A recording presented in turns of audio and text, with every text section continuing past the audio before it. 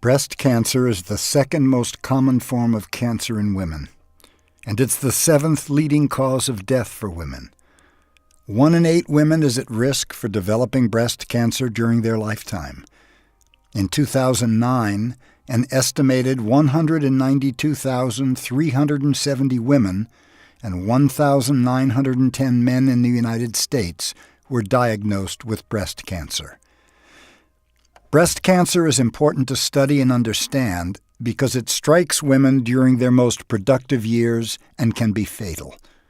Research thus far has advanced our knowledge in prevention, detection, and treatment. However, more research is still needed. The Bay Area Breast Cancer and the Environment Research Center is one of 4 centers nationwide that studies the environmental causes of breast cancer by focusing on breast development during puberty, when the breast may be especially sensitive to environmental influences.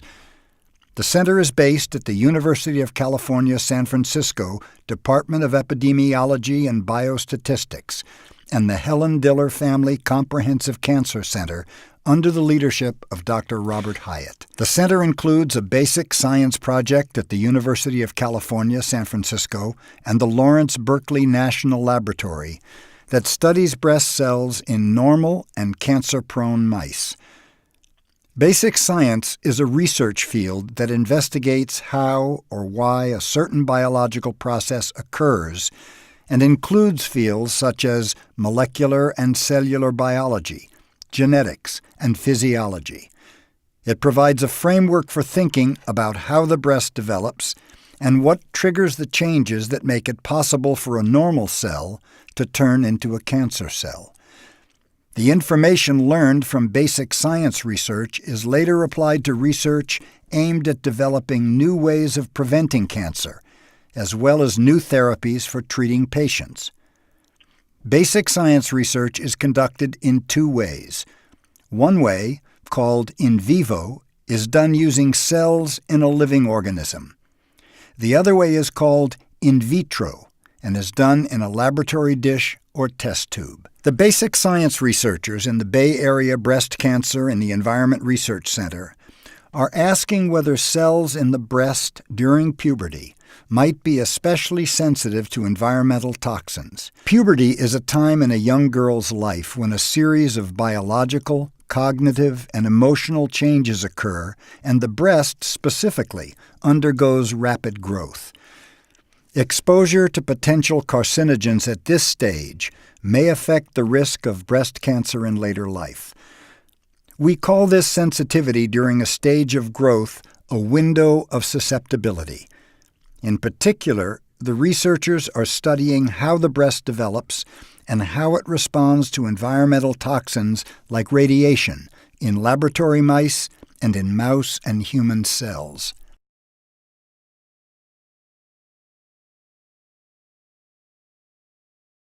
The breast is made up of glands that make milk, as well as supporting structures and fat. It is divided into 15 to 20 sections called lobes. The lobes consist of smaller sections called lobules. During pregnancy, structures called acini at the end of the lobular ducts increase dramatically in number. During breastfeeding, these tiny parts of the glands produce breast milk, which travels through tubes called ducts to the nipple. At birth, the breast is not fully developed. It grows a little in the womb, but grows a lot during puberty and again during pregnancy. The breast is sensitive during these stages, but especially during puberty, which is when it develops the most. The breast begins to develop when cells that have been sitting quietly in the breast receive hormonal messages during puberty that tell them it is now time to get to work. As a result, these cells begin to grow and divide rapidly. Their mission? To form the ductal tree that characterizes an adult breast. When a pregnancy occurs, the breast will go through another transformation. Only then will it be fully formed and able to make milk in lobules and then transport milk through the ducts to the nipple. After lactation, the breast undergoes more changes called involution, which is when the breast shrinks. This cycle of proliferation, milk production, and involution occurs with each pregnancy and is one of the more remarkable features of the organ.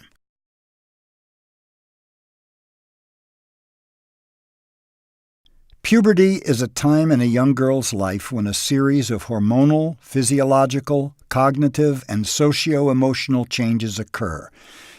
These changes get underway when an area of the brain sends chemical signals to the ovaries that trigger the hormonal and physical processes that tell the body it's now time to develop the ability to reproduce. The physical changes that occur include the appearance of breast buds and pubic hair. 2 years after the development of breast buds, a girl's first period occurs. In the United States, the average age for a girl's first period is 12. Puberty is a developmental period when breast cells may be more sensitive to environmental toxins, which can affect the risk of developing breast cancer. Studies have shown that women who start their period at an early age have an increased risk for developing breast cancer as an adult. Early age of a woman's first period increases a woman's lifetime exposure to hormones such as estrogen and progesterone. As mentioned earlier, during puberty, as the breast develops normally, it displays many of the properties associated with tumor growth, such as invasion, cell growth, resistance to cell death, and the formation of new blood vessels.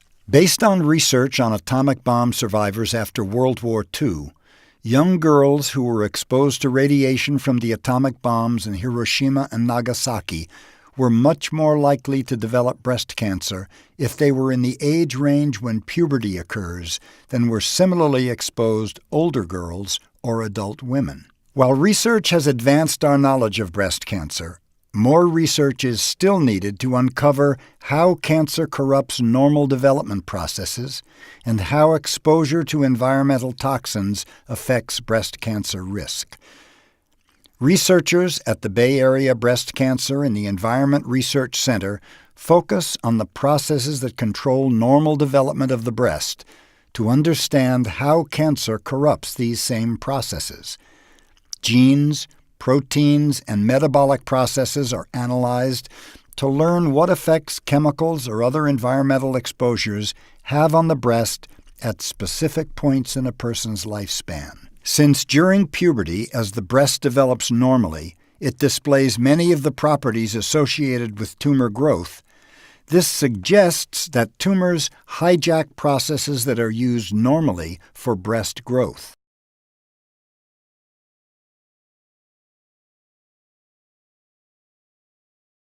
Despite decades of breast cancer research, it still is not clear how a normal cell turns into a cancer cell. We know that cancer cells are normal cells gone astray, and that it is damage to the cell's genetic structure that causes it to take on this bad behavior. We also know that a normal cell doesn't just turn into a cancer cell overnight.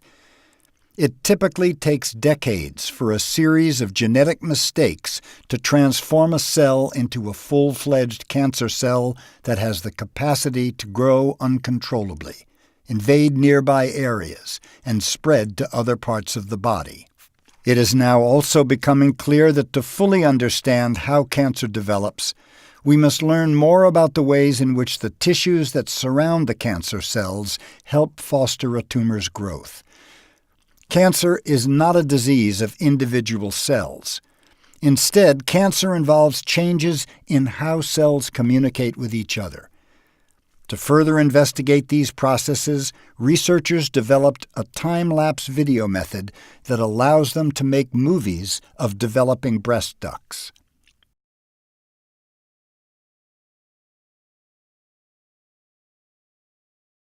These videos will show you how cells communicate with each other in the breast in real time. Using time-lapsed images, you can see cellular processes that go awry in breast cancers.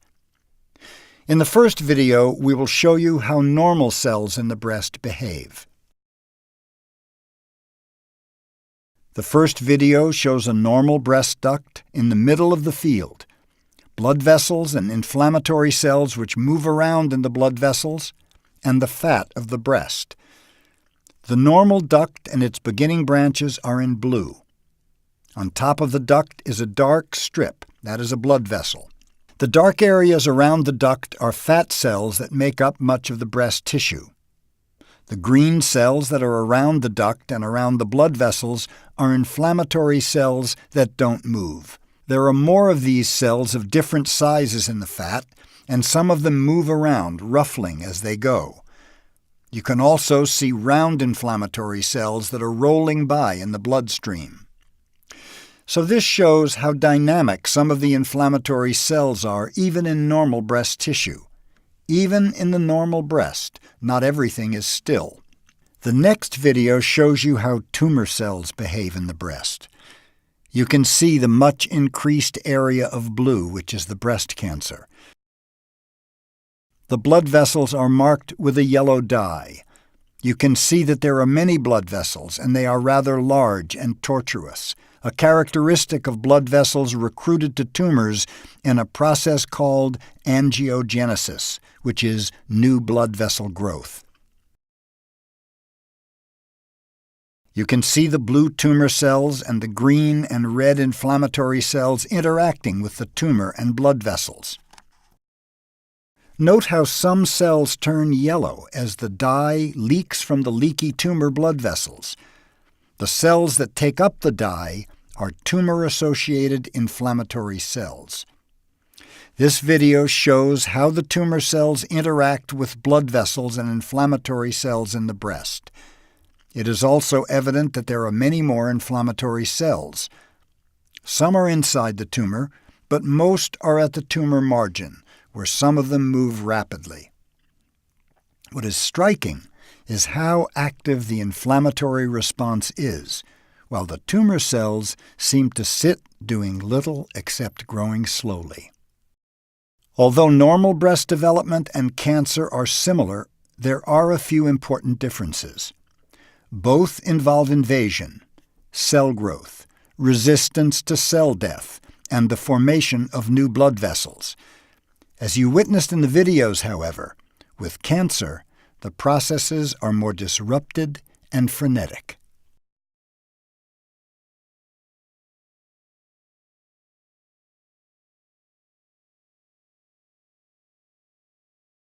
Many chemicals and environmental exposures may affect breast cancer risk. The best documented environmental exposure known to cause cancer is high-dose radiation. Epidemiological studies have shown that girls at puberty who were exposed to radiation from atomic bombs were much more likely to develop breast cancer than were other similarly exposed older girls or adult women.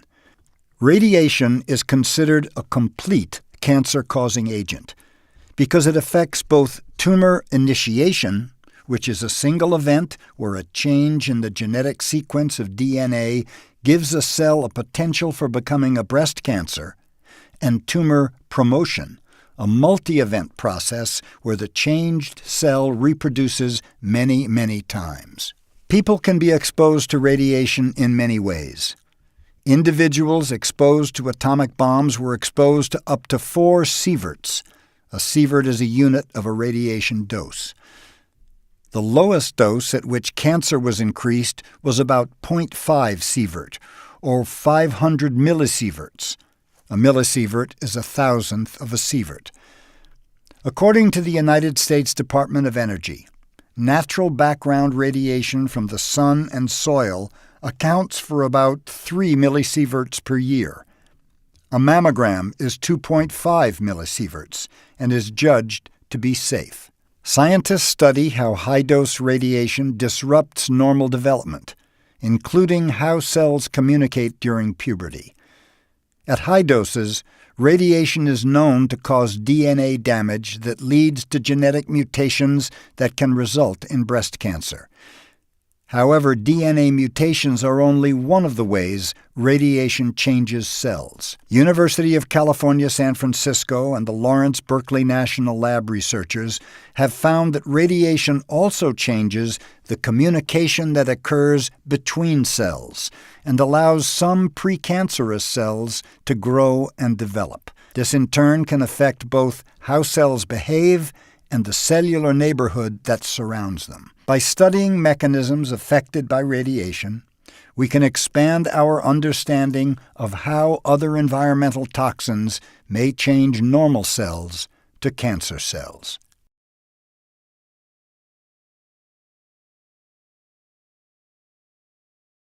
Basic science researchers at the Bay Area Breast Cancer and the Environment Research Center study normal breast development and how it responds to environmental exposures. The information learned from basic science research is later applied to research aimed at developing new ways of preventing breast cancer, as well as new therapies for treating patients.